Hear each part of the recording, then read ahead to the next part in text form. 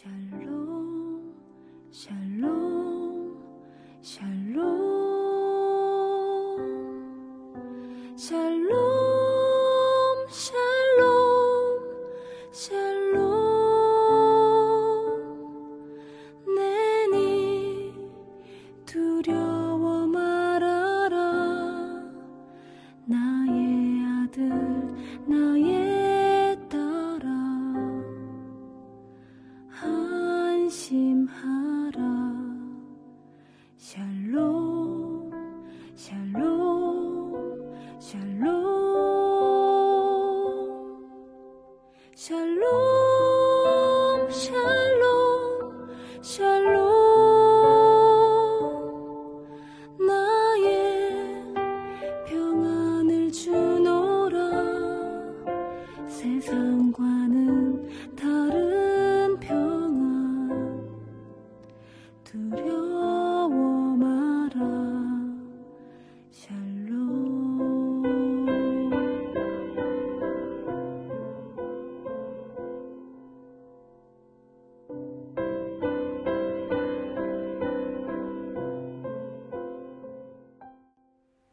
5월 29일 늘 새벽 예배를 하나님 앞에 올려 드리겠습니다.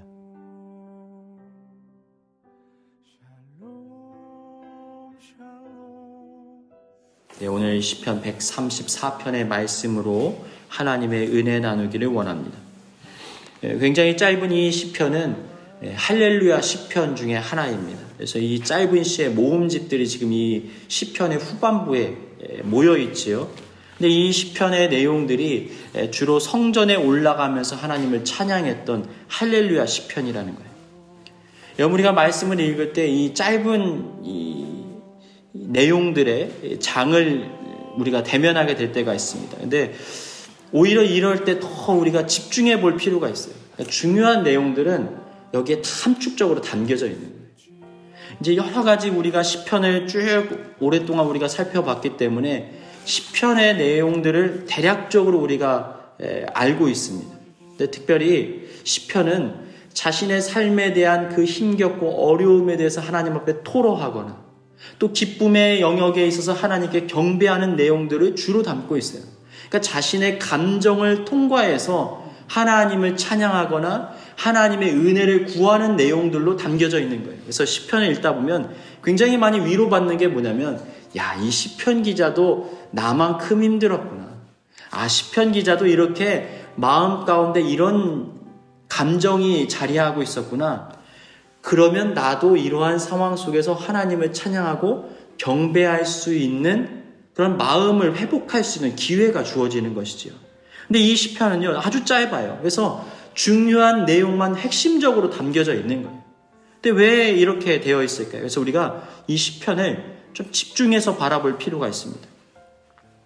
이 시편을 보는 방법 중에 하나가 뭐냐면 성경의 모든 것들이 마찬가지인데요. 동사에 대해서 조금 주목해 보는 거예요. 동사가 뭡니까? 우리가 움직이는 것들, 내가 뭐 하는 것들. 그런데 이런 것들을 통해서 우리가 성경을 보는 새로운 시각들을 발견하는 거예요. 혹은 어떤 특정한 단어들을 우리가 발견해서 여기서 새로운 의미들을 캐치할 수도 있습니다. 근데 처음 시작이 어떻게 됩니까? 성전에 올라가는 노래예요. 성전에 올라가는 노래인데 보라 라고 얘기를 하고 있어요. 보라. 1절 보니까 밤에 여호와의 성전에 서 있는 여호와의 모든 종들아 여호와를 송축하라. 지금 이 찬양이 울려 퍼지는 시간이 언제입니까? 밤이라는 거예요. 밤. 그리고 이들은 지금 어디에 서 있습니까? 하나님의 성전 앞에 서 있다라는 것입니다. 근데 여기서 지금 선언하는 거예요. 보라! 라고 외쳤다라는 거예요. 지금 이 시편의 상황들이 어떠한 상황이겠습니까?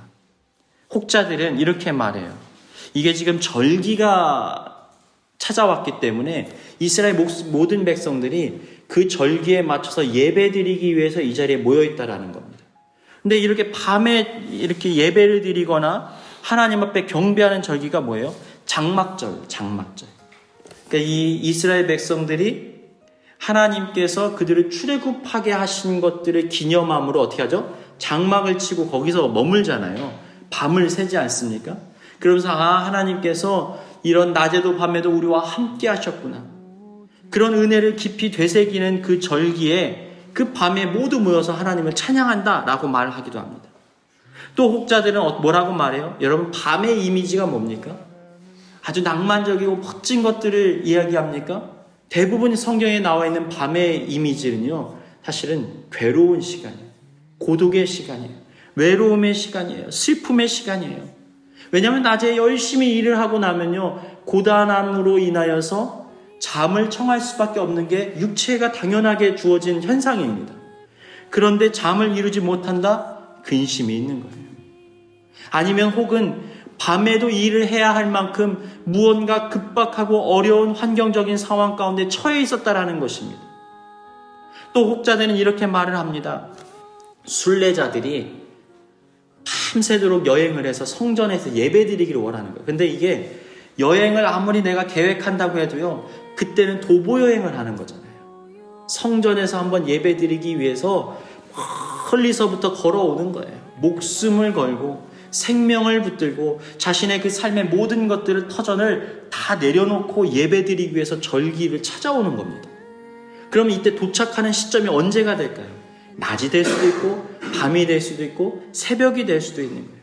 그런데 그 시간에 지금 도착한 성전의 예배를 참여하기를 원하는 순례자들이 지금 모여있는 장면을 연상한다라고도 말하기도 합니다.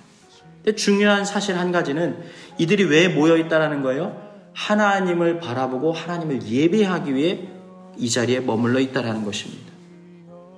여러분, 이 내용을 우리가 어떠한 심정으로 함께 이 밤의 시간에 성전에 서 있어도 괜찮습니다. 중요한 것은 뭐예요? 어떤 상황과 환경에 처해 있던지 뭐 하라는 거예요? 1절이 뭐라고 선언합니까? 보라는 거예요. 보라고요. 뭘 보라고 말하고 있습니까? 하나님을 바라보라는 거예요. 뭘 바라보라는 거예요? 나의 환경과 상황 가운데 우리의 시선을 집중하지 말고 나의 내면과 나를 묶고 있는 어려움과 내가 지금 처해 있는 환경과 상황을 바라보지 말고 뭘 보라고요? 하나님 바라보라고 지금 말하고 있는 거예요. 사랑하는 여러분, 우리 그리스도인들은 무엇을 바라봐야 되는 존재들입니까? 하나님께 집중하는 백성들입니다. 하나님을 바라보는 존재들이에요. 여러분, 우리가 약함이 어떻게 강함이 될 수 있습니까? 이런 말도 안 되는 역설이 어디 있단 말입니까? 약하면 사람들에게 뜯어먹히는 거예요. 양육강식의 시대 속에서, 어쩌면 우리가 치열한 투쟁의 사회 속에서, 이 사회 속에서 나의 약점이 드러나게 되면 누구라도 나를 물어뜯을 것입니다. 그런데 약함이 강함이 될 수 있는 이유가 뭐예요? 내 약함을 아시는 하나님께서 강한 손과 편팔로 우리를 지키시고 보호해 주실 것을 믿기 때문입니다. 근데 그 용기와 그 믿음은 어디서부터 흘러나오느냐? 하나님을 바라보는 데서부터 시작되는 거예요. 여러분, 사실은 나의 두려움, 염려, 근심, 낙심, 실망, 좌절, 마음의 상처, 상한 심령 어디서부터 시작됩니까? 내가 하나님으로부터의 시선을 뗄 때, 여러분, 그때 시작되는 거예요. 여러분, 그렇지 않습니까? 여러분, 하나님 한번 바라보십시오. 내가 안다. 하나님의 시선이 지금 나를 향해 있다는 사실을 내가 깨닫게 되는 그 순간 우리는 두려움과 염려와 근심에서부터 벗어날 수가 있게 되어지는 거예요. 그런데 내가 어떨 때 두렵게 됩니까? 내 시선이 하나님을 의식하지 못할 때, 하나님의 약속의 말씀을 붙들지 못할 때, 하나님께서 나를 향하여 일을 행하시고 지금 나를 이끄신다라는 것이 믿어지지 않을 그때, 하나님이 눈에 보이지 않을 때 우리는 밤의 자리에 설 수밖에 없는 거예요. 그래서 선언합니다. 예배 드릴 때 뭘 바라보라고요? 보라고요. 누구를 봐라? 하나님 보라고요. 여러분, 성경을 살펴보면요, 굉장히 많은 내용들이 많이 등장해요. 뭘 하라고 합니까? 먼저 봐라, 보라고요. 왜요? 하나님 말씀하시잖아요. 봐라. 너희는 가만히 서서 오늘날 내가 너희들을 행하는 놀라운 구원을 보라. 어떤 일이 벌어집니까? 홍해가 갈라지기도 하고요. 또 원수의 세력들이 추격해 들어오면 홍해가 다시 닫혀지기도 합니다. 만나와 메추라기를 이스라엘 백성들을 먹이기도 하시는 분이 바로 우리의 하나님이셨다라는 거예요. 반석에서 물을 내셔서 그 모든 물을 통하여 그들이 생명수를 얻게 하시는 것이 하나님의 역사였다라는 것입니다. 의복은 어떻게 합니까? 어디서 옷을 지어 입힌단 말입니까? 그러니까 하나님께서 멈추게 하시는 거예요. 의복이 헤어지지 않게 하셨다. 여러분, 우리가 버는 게 많아도요, 나가는 게 많으면요, 그게 제로예요. 오히려 마이너스가 되기도 합니다. 근데 하나님 어떻게 하신다는 거예요? 나가는 것도 멈추게 하신다는 거예요. 이상한 일이 아닙니까? 의복이 당연하게 헤어져야 되는데 헤어지지 않게 하셨다는 거예요. 어쩌면 이스라엘 백성들이 여러분 세탁도 안 했을지도 몰라요. 빨래도 안 했을 거예요. 그 옷이 40년의 광야에 매서운 바람을 맞았다면, 모래바람을 맞았다면 다 해져야 되지 않겠습니까? 구멍이 얼기설기 뻥뻥 났어야 되지 않습니까? 그런데 그러지 않았다라고 성경이 말하고 있는 것은 하나님이 오늘날에도 우리의 삶과 생명과 모든 자리를 지켜주시고 보존해 주신다는 거예요. 보라, 여러분 봐야 돼요. 여러분, 오늘 우리는 말씀을 듣는 것도 중요하지만 하나님을 보기 위해서 온 존재들이 아닙니까?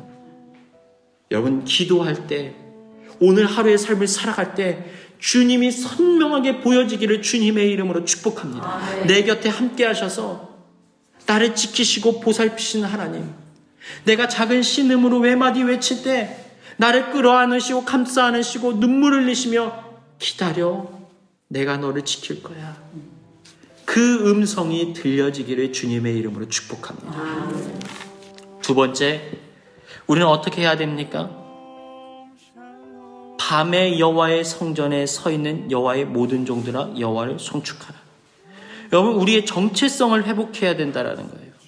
여러분, 여기에 뭐라고 말하고 있습니까? 여호와의 모든 주인들아, 종들아. 여러분, 종들이라는 것이 뭘 말합니까? 종이 뭐예요?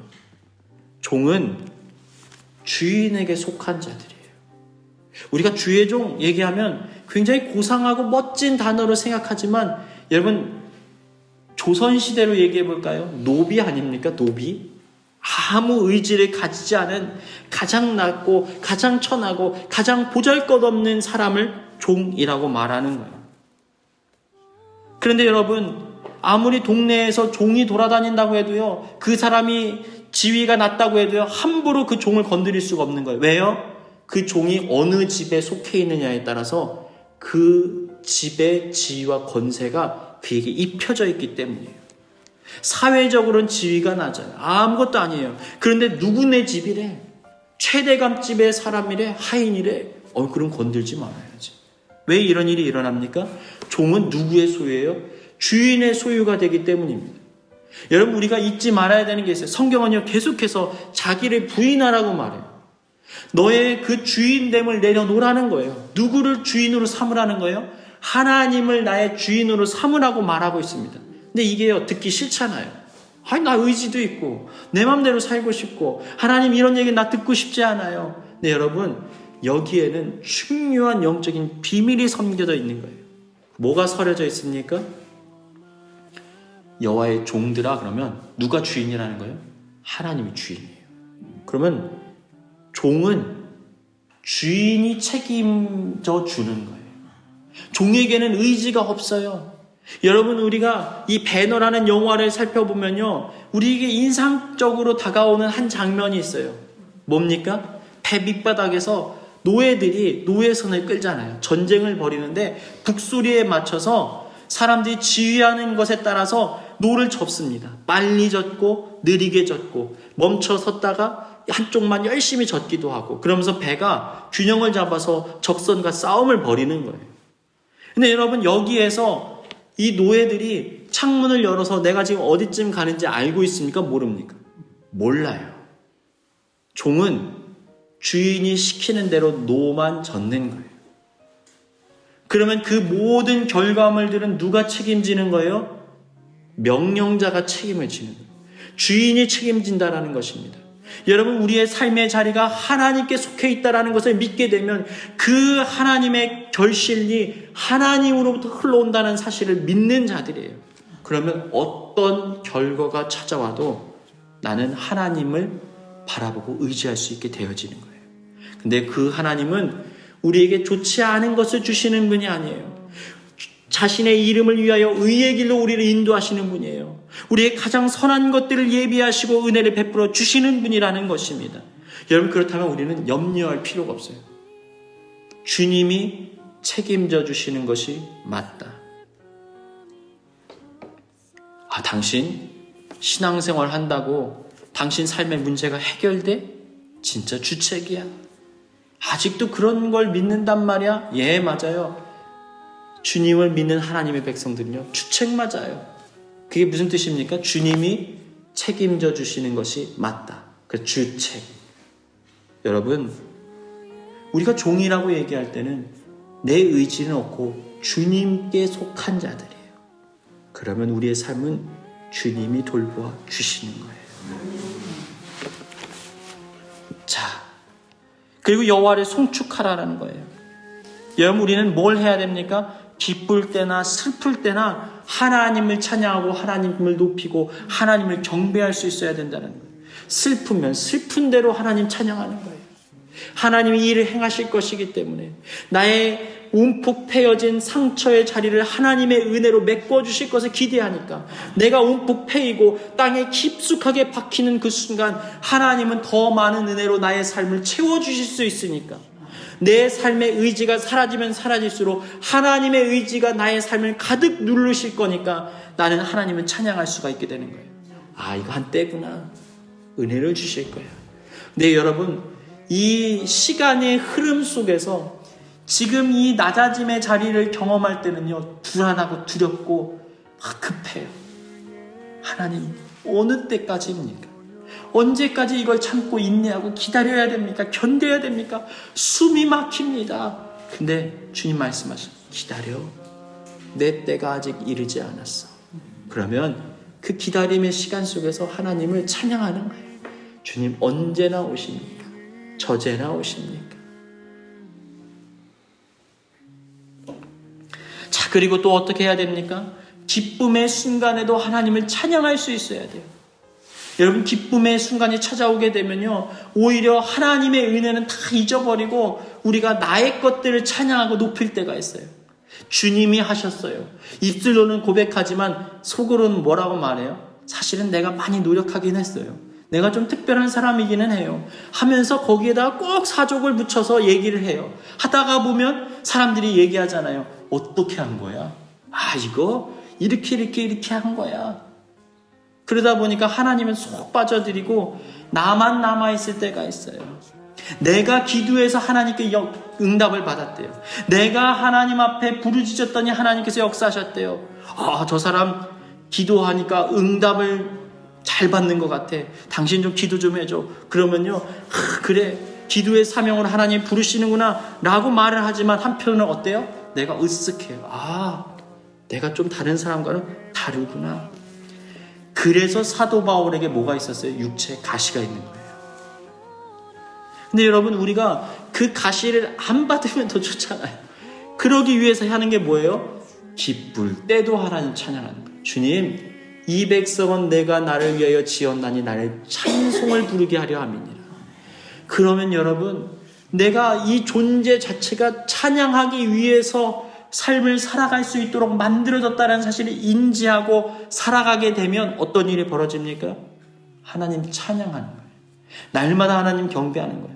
그러면 여러분, 기쁠 때에도 하나님 찬양하고 슬플 때도 하나님 찬양하고, 여러분, 그러면 우리의 삶이 늘 한결같이 하나님께 가까이 갈 수가 있는 것입니다. 하나님께서 우리 가운데 은혜 주신 것을 바라볼 때 우리는 기쁨으로 찬양할 수가 있는 거예요. 여러분, 10명의 문둥병자들이 다 하나님 앞에 예수님께 은혜를 받았어요. 근데 그 중에 몇 사람만 와서 하나님께 경배했다고요? 한 사람이요.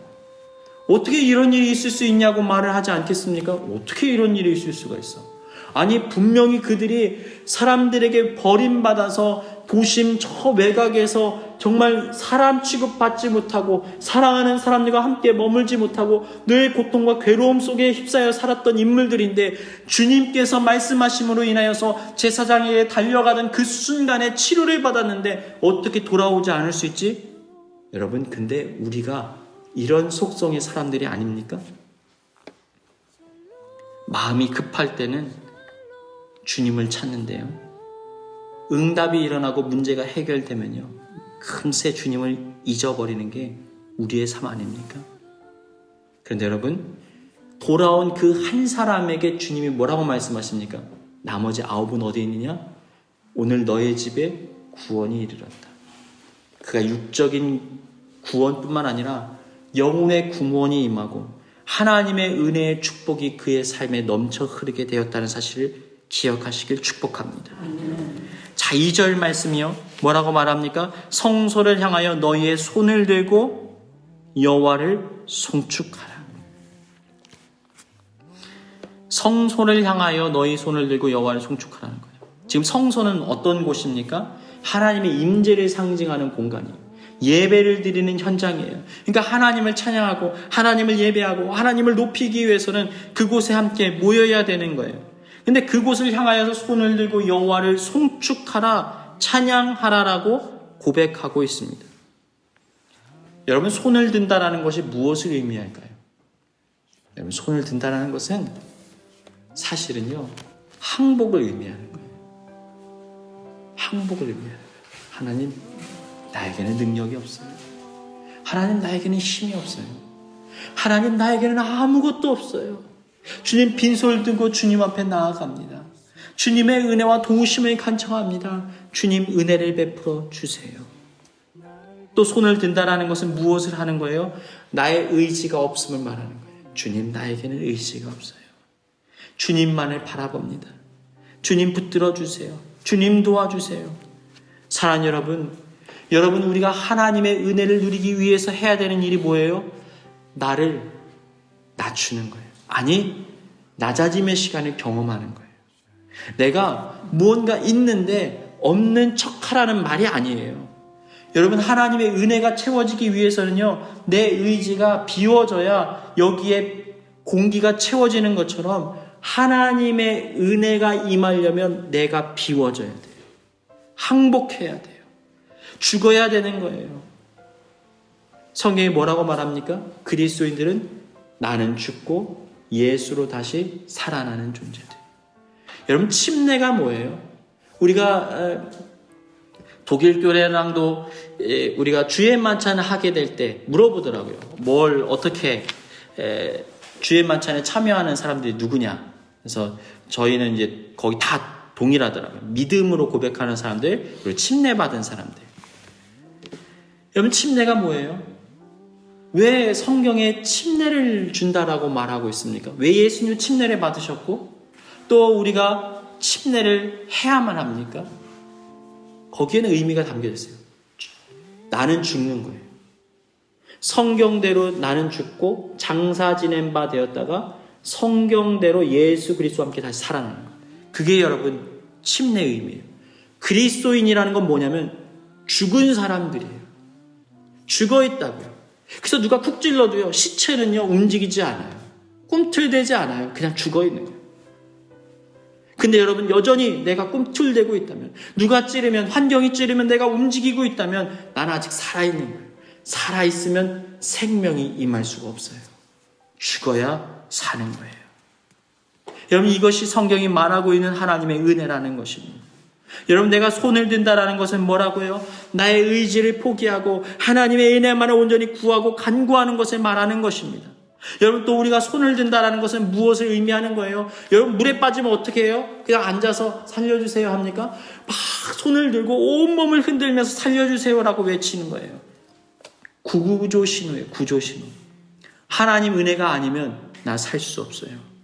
간절함이 있지 않으면 우리는 하나님의 응답을 누릴 수가 없는 거예요. 3절, 천지를 지신 여호와께서 시온에서 내게 복을 주실지어다. 여러분, 우리 하나님은 어떤 분이십니까? 우리 하나님 어떤 분이세요? 이 한 단어에 모든 게 포함되어 있잖아요. 천지를 지으신 하나님. 태초에 하나님이 천지를 창조하시니라. 여러분, 우리 하나님은 우리의 생각만큼 작은 분이 아니에요. 여러분, 한번 생각해 보세요. 우리 하나님은 어떤 분이 있습니까? 우리의 모든 삶의 자리를 하나님의 은혜와 섭리 안에서 이끄시고 인도하시는 분이에요. 그분이 말씀을 통하여서 세상을 지으셨다라는 거예요. 여러분, 우리가 과학을 통해서도 하나님이 얼마나 대단하시고 위대하신지를 알 수 있잖아요. 우리가 엔트로피의 법칙, 그게 뭐예요? 연력학 제2 법칙. 그러니까 모든 흐름들은 질서에서 무질서로 흐른다라는 거예요. 이게 뭐냐면 이 컵이 이렇게 예쁘게 있지만 이것을 제가 바닥에 딱 떨어뜨리면 어떻게 됩니까? 이것이 온전할 확률보다 산산이 부서져서 질서를 어그러뜨리고 파편이 튈 확률이 높은 것처럼 모든 것들은 질서에서 무질서로 흐르게 되어 있다는 거예요. 이게 자연의 법칙입니다. 그런데 여러분, 어떤 일이 벌어지는 거예요? 우리의 세포도, 우리의 삶도, 우리의 모든 것들이 뭔가 알 수 없는 힘에 의해서 어떻게 되는 거예요? 응집되어 있는 거예요. 여러분, 이게 신기한 일 아닙니까? 여러분, 내 세포가 어느 날 내가 머리를 감아서 머리에서 지금 비듬이 떨어져 나가잖아요. 세포가 떨어져 나가잖아요. 그런데 이게 10년이 지나고 20년 지났을 때 이 모든 세포들이 다 죽어서 벗겨지고 새로운 세포로 재생이 됐다라는 것. 여러분, 그러면 10년 전에 나와 10년 후에 나는 같은 사람입니까? 뭔가 우리가 설명할 수 없고 이해할 수 없는 신비스러운 일들이 우리 안에 일어나고 있는 거예요. 여러분, 그것이 믿어지십니까? 여러분, 그럴 때 우리가 하나님 바라볼 수 있는 거예요. 여러분, 또 그것이 어떨까요? 엄청난 힘이 지금 뭔가 이해할 수 없는 힘이 지금 우리를 구성하고 있다는 걸 뭘 통해서 깨달을 수 있죠? 여러분, 원자력, 핵폭탄, 이런 게 뭡니까? 원자가 구조가 이렇게 조밀하게 붙어 있는데 이걸 어떻게 하는 거예요? 억지로 떼어내는 거잖아요.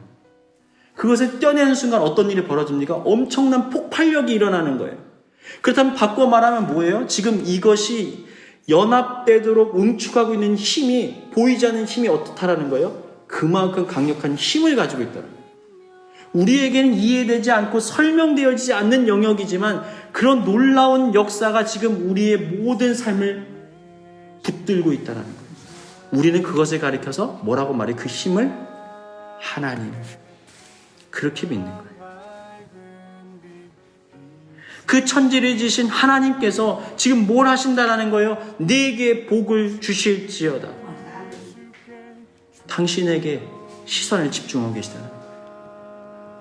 당신을 보고 계시다라는 거예요.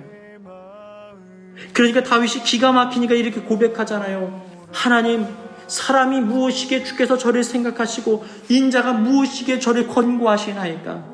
주님, 나는 아무것도 아닌 벌레만도 못한 존재인데 왜 나를 이토록 사랑하시고 나를 특별하게 관심을 기울이십니까?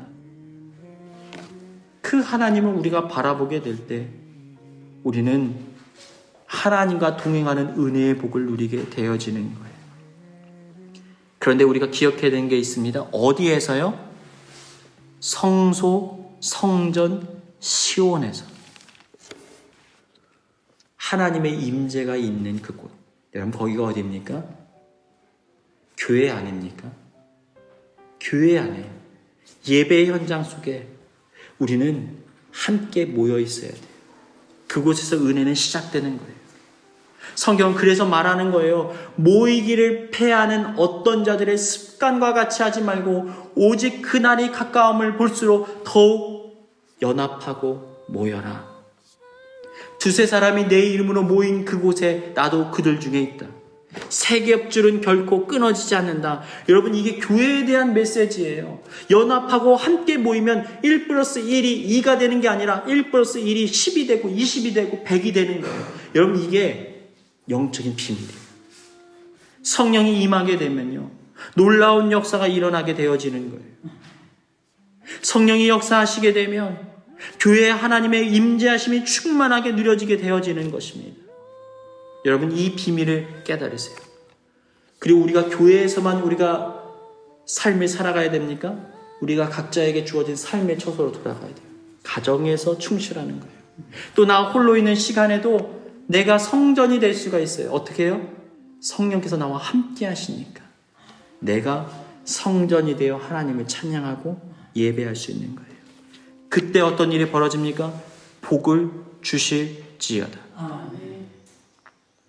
여러분, 그런데 중요한 한 가지가 있어요.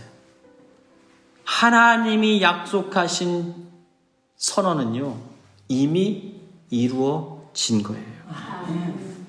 복을 주실지어다. 언제요? 아니, 지금 이미 임한 거예요. 이미 일이 일어나고 있어요. 단지 하나님의 때와 시간이 되지 않았기 때문에 그것을 보지 못한 것뿐이지 이미 하나님의 은혜는 임하고 있는 거예요. 이미 하나님께서 약속하신 모든 것들은 싸매어짐을 누린 거예요. 회복이 일어난 거예요. 치료를 받게 된 거예요. 역사가 일어나고 있는 거예요. 승리한 거예요. 원수의 세력들이 패망한 거예요. 이미 일어난 거예요.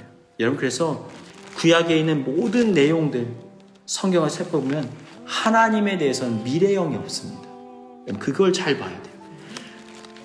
의도적으로 이 성경이 한국어로 번역하면서 하나님이 약속하셨다. 내가 복을 줄 것이다. 라고 쓰여 있지만 여러분, 다 뭐예요? 현재형이에요. 하나님 약속하시면 이루어진 거예요. 그것은, 그 약속은 뭐 누가 바꿀 것도 없이 반드시 성취되어지기 때문에 이루어진 거예요. 그렇다면 오늘 여러분에게 주어진 그 약속, 그것이 무엇입니까? 오늘 주님 말씀하시는 것, 내게 복을 줄 거야. 여러분, 이게 그냥 설교로 들려지면요, 참 불행한 거예요. 그게 아니라 오늘 지금 이 모임 가운데 임재하신 하나님의 음성을 한번 들어보세요. 무엇을 간구하셨습니까? 지금 말씀하시는 거, 내게 복을 줄 거야. 아니, 나는 복을 주었어. 여러분, 그 말씀을 붙들고 오늘을 살아가시길 주님의 이름으로 축복합니다.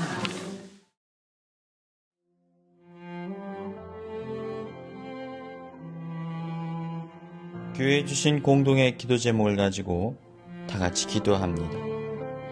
주님 안에 거할 때 약함이 강함이 되어지는 역설의 축복을 깨달아 주님을 온전히 의지하게 하여 주옵소서. 나에게 주어진 연약한 삶의 문제들을 통하여 죄인됨을 깨달아 겸손하게 하시고 하나님께만 우리의 시선을 고정하고 또 다른 연약한 이들을 사랑으로 품게 하여 주옵소서. 예수님께서 주시는 사랑과 행복이 가정 가운데 넘치게 하시고 다음 세대 우리 아이들에게 신앙의 계승이 이루어지게 하여 주옵소서. 다 같이 기도하시겠습니다. 인자는 영원하도다. 상한 자들 고치시며 상처를 싸매시도다. 별들의 수를 세시며 이름을 붙이셨도다. 그가 구름으로 하늘을 덮으시며 땅을 위하여 비 준비하시니